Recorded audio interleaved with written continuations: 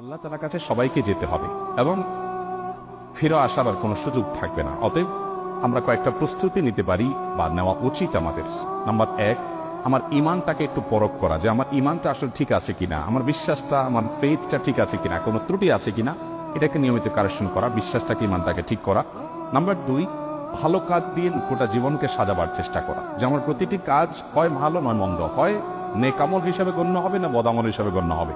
মিজানের পাল্লাতে দুইটা অপশন আছে, থার্ড কোনো অপশন নাই। আমি যেটাই করি না কেন আমার প্রতিটি মুহূর্ত হয় আমার ভালো কাজে গণ্য হবে, আপনার মন্দ কাজে গণ্য হবে। অতএব এই বিবেচনাটা সবসময় করে হিসেব করে চলা। নাম্বার 3, সবসময় তওবা করতে থাকা। আমরা মানুষ ভুল হতেই পারে, অতএব প্রতিনিয়ত তওবা করে করে কারেকশন করে নতুন করে পথ চলা শুরু করা। নাম্বার 4, মৃত্যুর স্মরণটা বেশি বেশি করে করা। যত বেশি মৃত্যুর স্মরণ, মৃত্যু নিয়ে ভাবতে পারবো, বিশেষ করে কবরস্থানে যাওয়া।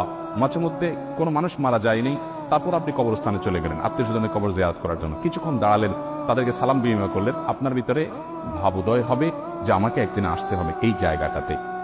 নাম্বার 5, কোনো ওসিয়ত করার থাকলে মৃত ব্যক্তি মৃত্যুর আগে জীবিতদের উদ্দেশ্যে ওসিয়তনামা লিখে রেডি করে রাখা, মৃত্যুর প্রস্তুতির অংশ।